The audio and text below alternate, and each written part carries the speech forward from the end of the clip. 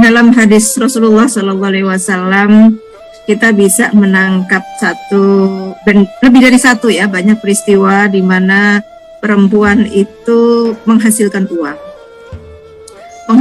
uang untuk membantu keluarganya, ya, bahkan menjadi penopang ekonomi utama keluarganya, dan juga mendapatkan uang untuk dia bisa menggunakan uang itu untuk kepentingan sosial. Nah, 3 ada deh saya ambil peristiwa. Yang pertama, istri Rasulullah Ibu Khadijah radhiyallahu anha. Beliau bukan saja orang yang mandiri secara ekonomi, tetapi bahkan punya power yang luar biasa, yang dengan hartanya itu beliau bahkan bisa memilih laki-laki mana yang akan dipilihnya. Dan dengan kecerdasan Ibu Khadijah, beliau bisa melihat ini mana laki-laki yang mendekati beliau hanya karena pengen hartanya, pengen kedudukannya, dengan mana laki-laki yang ingin laki-laki yang benar-benar akan bisa menjadi belahan jiwa beliau. Dan berlabuhlah hati beliau kepada Nabi Muhammad SAW. Kisahnya kan menarik itu ya. Nabi Muhammad waktu menjadi pegawainya Ibu Khadijah, udah saat-saat usia menikah gitu, lalu kemudian Ibu Khadijah pada saat yang sama dilamar oleh banyak laki-laki. Terus kemudian Ibu Khadijah bertanya kepada Abu Thalib, pamannya Nabi, bahwa keponakanmu Muhammad itu seperti apa kira-kira gitu ya. Ya, sebetulnya Nabi sudah menaksir Ibu Khadijah. Nah, tapi Ibu Khadijah juga menahan diri gitu ya, kalau kita baca dalam kitab-kitab sirah. Sehingga ada merasa ini juga dari Nabi itu, kan Ibu Khadijah orang yang sangat kaya dan bosnya. Tapi Ibu Khadijah pengen memberikan kehormatan kepada Rasulullah, bahwa kalaupun nanti menikah dengan Ibu Khadijah, maka Nabi diberikan rasa terhormat sebagai laki-laki. Maka apa yang beliau lakukan? Ibu Khadijah memberikan pekerjaan kepada Nabi Muhammad dengan pekerjaan yang lebih berat dan dengan gaji yang berlipat-lipat. Sehingga dengan gaji yang berlipat-lipat itu, upah yang berlipat-lipat itu, Rasulullah bisa memberi mahar yang banyak kepada Ibu Khadijah. Nah, ini satu kerjasama yang baik, gitu ya. Ini sejarah kehidupan Nabi saja. Sebetulnya sejarah kehidupan perempuan yang mandiri secara ekonomi dan kemudian menjadi penopang hidup utama keluarganya, dan bahkan bukan hanya itu, Ibu Khadijah menjadi penopang ekonomi umat Islam pada saat Mekah mengalami kepedihan yang luar biasa. Hampir 4 tahun umat Islam di Mekah itu boikot secara ekonomi dan sosial. Tidak boleh bertransaksi dengan umat Islam. Orang Islam jualan apa nggak boleh dibeli oleh orang musyrik, oleh kufar Mekah. Orang kufar Mekah punya jualan tidak boleh dibeli oleh umat Islam.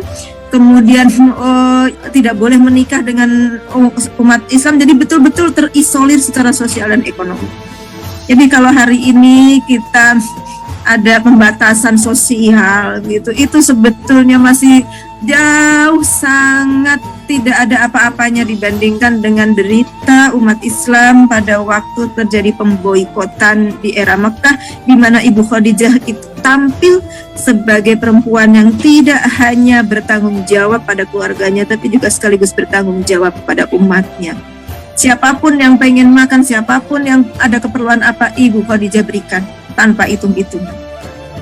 Jadi perempuan kaya, perempuan yang punya penghasilan, dan dengan penghasilannya itu digunakan untuk nafkah keluarga, digunakan untuk perjuangan, itu mendapatkan posisi yang sangat mulia. Dan kata Rasulullah, Khadijah adalah satu di antara 4 perempuan yang patut dijadikan inspirasi dalam sebuah hadis, ya.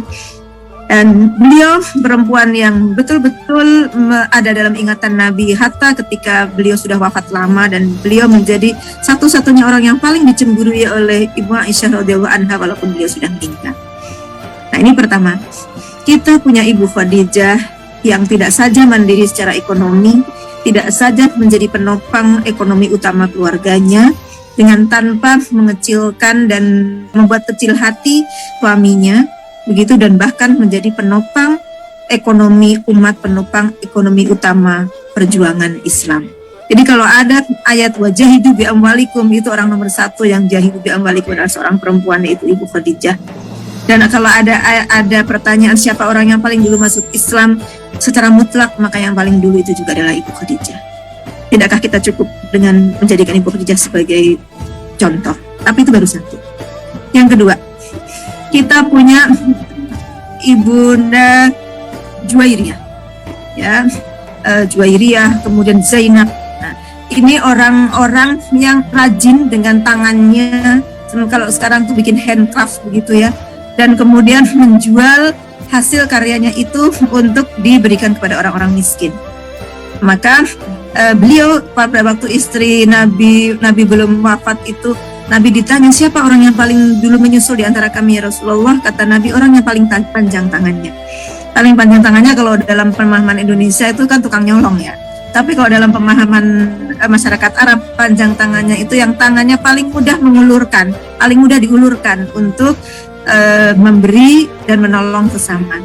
Dan itu siapa? Itu adalah istri Rasulullah yang rajin dengan handcraftnya gitu ya, membuat prakarya-prakarya, dan kalau sudah ada di uangnya itu didapatkan atau disedekahkan.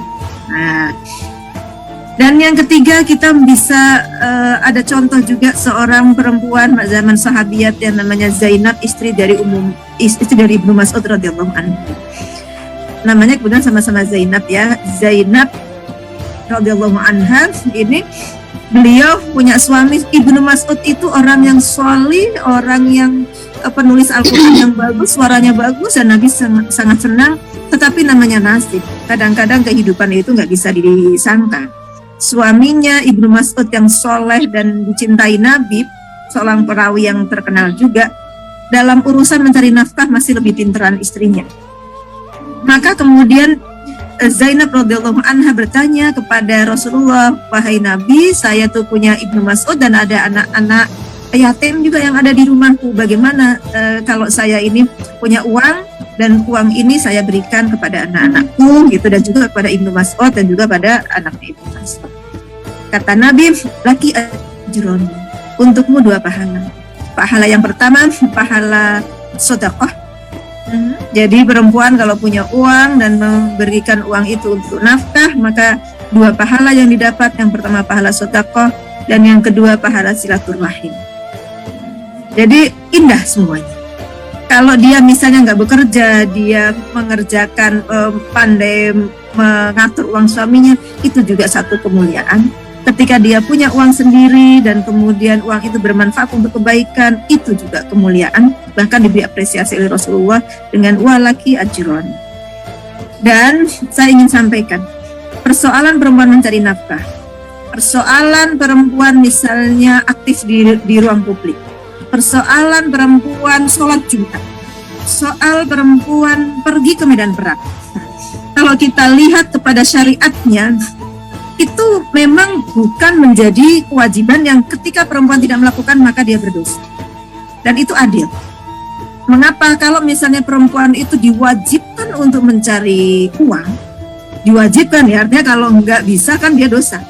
Bagaimana kalau dia hamil, dia menyusui gitu ya, dia ngurusin anak, kalau itu diwajibkan itu tentu saja amat memberatkan.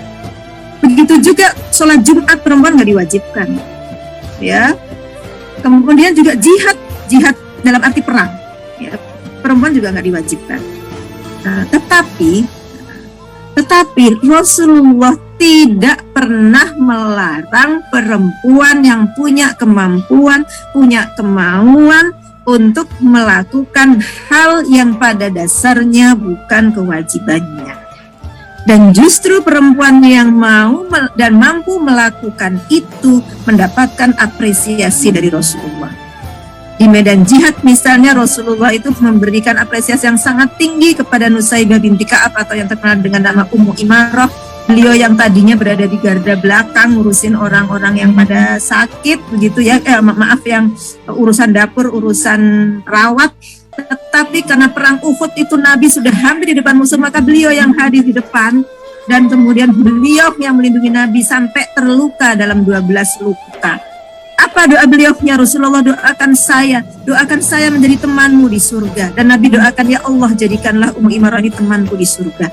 Dan kemudian Ummu Imarah diberikan umur yang panjang, masih bisa mengikuti berbagai macam ekspedisi perang lainnya, dan Nabi tidak pernah melarang itu. Dan tidak hanya Ummu Imarah, banyak yang Rasulullah berikan izin untuk itu. Jadi kesimpulannya bahwa syariat Islam ini sangat indah.